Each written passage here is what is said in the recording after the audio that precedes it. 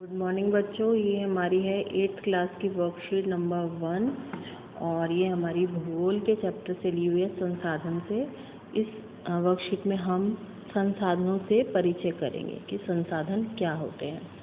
संसाधन बेटा वो वस्तुएं होती हैं जो हम प्रयोग में लाना शुरू करते हैं। वो प्रकृति में तो पहले से ही होती हैं, पर जब हम उनका प्रयोग करना शुरू कर देते हैं तो वो क्या बन जाती हैं, हमारे लिए संसाधन बन जाती हैं।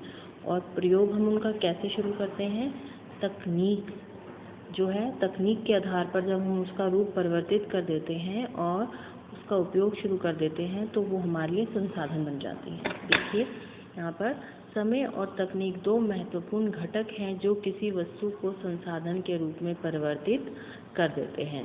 उदाहरण भी दे रखे हैं। उदाहरण के लिए जंगल में उगने वाली किसी औषधीय पौधे जो अभी लोगों को मालूम नहीं है, शायद आज उसका कोई वाणिज्यिक मूल्य भी ना हो, उसकी कोई कीमत भी ना हो, परंतु समय और तकनीक की मदद से जब हम उसकी कोई दवाई बना लेते हैं और उस दवाई को कोई कंपनी पेटेंट अपने नाम पे करवा लेती है तो वो क्या बन जाती है, संसाधन बन जाती है। ठीक है, तो इसी तरह से हम देखेंगे कि हमारी जीवन में उपयोग होने वाले संसाधन कौन कौन से हैं। तो हमें एक तालिका दी हुई है। इस तालिका के आधार पर हम देखेंगे कि घर में प्रयोग होने वाली जो चीज़ें हैं वो किस तरह से जो है संसाधन होती हैं। देखो, घर बनाने में प्रयोग होने वाली सामग्री कौन कौन सी है? ईंट। ठीक है, ईंट किससे बनती है? मिट्टी से बनती है। और घर में और जो सामान प्रयोग होता है वो कौन सा है? बेड है। बेड किससे बनता है? लकड़ी से बनता है। इसी तरीके से हम ये भी बता सकते हैं कि जो है घर में और कौन कौन सी चीज़ें होती हैं जो हम हमारे घर में घर बनाने के लिए उपयोग होती हैं। जैसे जो है लकड़ी होती है, लकड़ी से जो है घर की खिड़कियाँ दरवाजे बनते हैं। लोहा होता है, उससे हम ग्रिल बनाते हैं। लोहे का दरवाज़ा जो हमारे घर का होता है, मुख्य दरवाज़ा, वो लोहे का बना होता है। तो ये सारी चीज़ें क्या होती हैं, हमारे घर में प्रयोग होती हैं। जैसे लकड़ी हो गई, ठीक है, लकड़ी का हम प्रयोग करते हैं, लोहे का हम प्रयोग करते हैं। तो इन वस्तुओं के इस्तेमाल से ही हम अपना घर बना लेते हैं। फिर है घर में और प्रयोग होने वाला सामान कि घर में जो है हमारे घर में और क्या क्या सामान होता है। हमारे घर में बेड होता है, सोफ़ा होता है, ये सब किससे बना होता है? लकड़ी से बना होता है।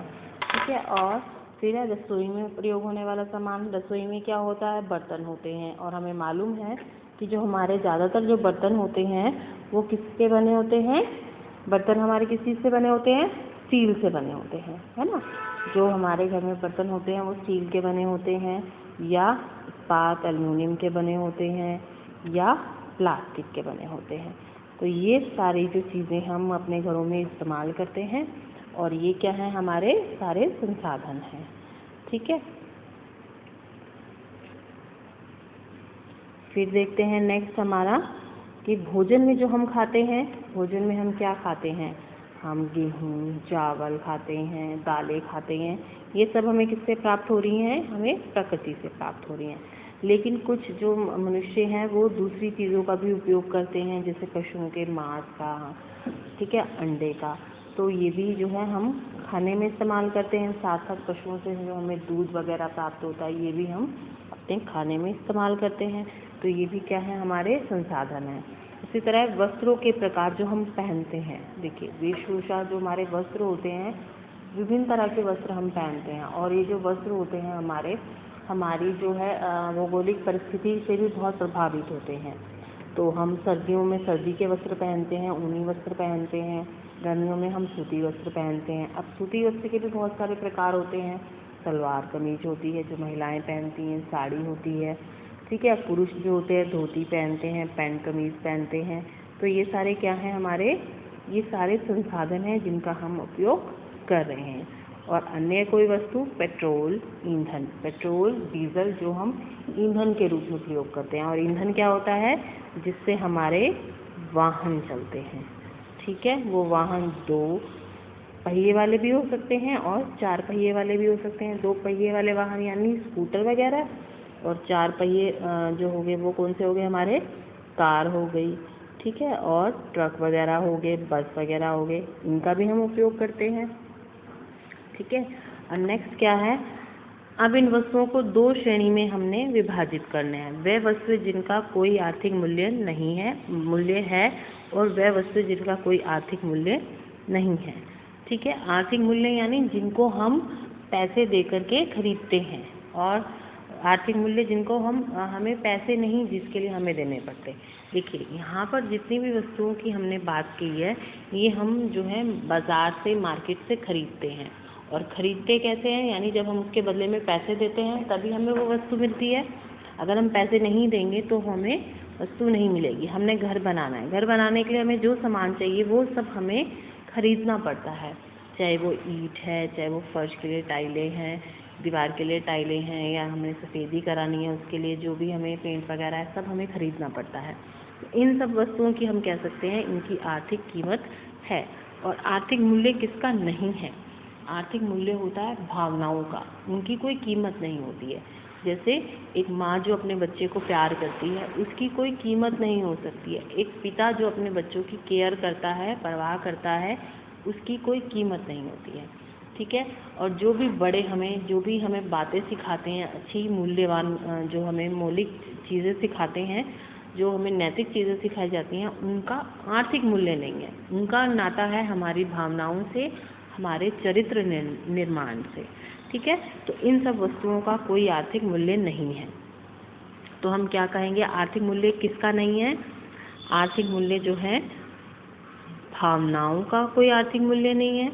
जो हमें शिक्षा मिलती है अपने घर से, स्कूल से, जो हमें नैतिकता मिलती है, उस सब का आर्थिक मूल्य नहीं होती, उसकी कीमत नहीं लगाई जा सकती।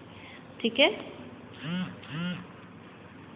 नेक्स्ट जो है मैंने आपको बताया ही है अभी कि संसाधन होते क्या हैं। संसाधन वो वस्तुएं हैं जिनका हम तकनीक और समय की मदद से उपयोग करना शुरू कर देते हैं। तो समय और तकनीक ये दो महत्वपूर्ण घटक हैं जो किसी भी वस्तु को संसाधन के रूप में बदल देती हैं। ठीक है, तकनीक क्या है? नवीन ज्ञान और कौशल का प्रयोग नई वस्तुओं के आविष्कार के लिए करना। जब हम अपने नवीन ज्ञान का उपयोग करते हैं और अपने कौशल का प्रयोग करते हैं किस चीज़ के लिए? किसी वस्तु के आविष्कार के लिए, किसी वस्तु को और बेहतर बनाने के लिए, तो वो तकनीक हो जाती है। और पेटेंट क्या है? जब हम उस तकनीक को, उस नए आविष्कार को जो है अपने नाम पर रजिस्टर करवा लेते हैं, उस पर अपने नाम की मुहर लगवा लेते हैं, तो वो बन जाता है पेटेंट। ठीक है, नेक्स्ट है अपने परिवारजनों से उन संसाधनों के बारे में जानने की कोशिश कीजिए और उनकी सूची बनाइए जिनका प्रयोग आज आप कर रहे हैं परंतु वे पहले उपलब्ध नहीं थी। ठीक है, कि पहले के समय में वो चीज़ें नहीं होती थी।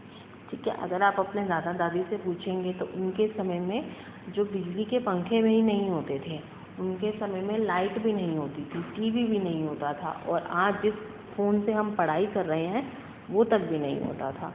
ठीक है, तो बाकी सारी चीज़ें आप उनसे और पूछिए कि और क्या क्या नहीं होता था, और इस प्रश्न के उत्तर में आपको लिखनी है। सोचिए किस वजह से आज आप उनका प्रयोग कर पा रहे हैं। अब वो सारी वस्तुएं जो पहले के समय में नहीं थी और आज हैं, तो आज वो किस कारण से हैं और हम उसका प्रयोग क्यों कर पा रहे हैं? उसका प्रयोग हम इसलिए कर पा रहे हैं क्योंकि नई तकनीक की वजह से हम उसका उपयोग कर पा रहे हैं। मनुष्य ने बहुत ज़्यादा आविष्कार किए और नई नई चीज़ें खोजी और नई नई तकनीक का जो है उसने विकास किया, इसी वजह से हम इन सब चीज़ों का प्रयोग कर पा रहे हैं। अब नीचे कुछ प्रश्न उत्तर दिए हुए हैं, इस हमारे कार्यपत्र के आधार पर इन प्रश्नों के उत्तर आपको देने हैं। पहला प्रश्न क्या है? किसी वस्तु के संसाधन के रूप में परिवर्तित होने के लिए किन विशेषताओं का होना आवश्यक है? यानी किन किन चीज़ों की आवश्यकता है उस किसी भी वस्तु के संसाधन के रूप में परिवर्तित होने के लिए। सबसे पहले तो हमें उसका उपयोग पता होना चाहिए कि उसका हम क्या उपयोग करें। उसकी उपयोगिता ही सबसे महत्वपूर्ण विशेषता है। उसकी उपयोगिता के बाद जो है तकनीक और आविष्कार जो है उस वस्तु के संसाधन के रूप में परिवर्तित होने के लिए आवश्यक है। फिर है कोई वस्तु किन घटकों के कारण संसाधन के रूप में परिवर्तित होती है। घटक हमें यहाँ पर क्लियरली दिए हुए हैं, समय और तकनीक। ये दो महत्वपूर्ण घटक हैं जिनके कारण कोई भी वस्तु जो है संसाधन के रूप में परिवर्तित हो जाती है। और अपने आसपास उदाहरण आप खुद से लिखेंगे। ठीक है। तालिका 1 में जो आपने जो सूची बनाई है उसे निम्नलिखित आधार पर हमने वर्गीकृत करना है, यानी बांटना है। वो वस्तुएं जो हम प्रकृति से प्राप्त करते हैं, वस्तुएं जिन्हें मनुष्य द्वारा बनाया गया है। ठीक है, यानी प्राकृतिक वस्तुएं और मानव निर्मित वस्तुएं। अब देखिए, जो प्राकृतिक वस्तुएं हैं, जो भी आधार है ना किसी चीज़ का, वो प्राकृतिक है। अब ईंट बनाई बेशक से मनुष्य ने, यानी ईंट बनाने के लिए मिट्टी कहाँ से मिली हमें? प्रकृति से मिली। बेड जरूर मनुष्य ने बनाया है, लेकिन बेड बनाने के लिए लकड़ी कहाँ से मिली हमें? पेड़ों से। और पेड़ क्या है? प्रकृति का ही रूप है। अब किचन में उपयोग होने वाले बर्तन बनाए अवश्य हमने हैं, लेकिन धातु जो स्टील है, इस्पात है, ये कहाँ से मिला हमें? प्रकृति से मिला। इसी तरह से अब खाने की हम बात करें तो खाना तो हमें सीधे रूप से प्रकृति से ही मिलता है। चावल, गेहूँ या अन्य दालें वगैरह हैं, जो सब्जियां हैं, वो हम कहाँ उगाते हैं? सब खेतों में उगाते हैं। अब कपड़े हैं, सूती कपड़े हैं, वो हमें किससे मिलते हैं? कपास से मिलते हैं, और कपास की हम फसल उगाते हैं। ऊन है हमें, वो भेड़ों से मिलती है, और वो भेड़ों पर जो ऊन होती है वो अपने आप ही प्रकृति से आती है। तो जो हम ऊन तो हमने ऊन से वस्त्र जरूर बना लिए, लेकिन जो ऊन है हमें वो कहाँ से मिली? प्रकृति से मिली। ठीक है बच्चों, तो इस वर्कशीट को सभी बच्चे सुंदर सुंदर राइटिंग में अपनी कॉपी में करेंगे, कार्यपत्र का नाम लिख करके और डेट डाल करके। ठीक है, ओके, बाय।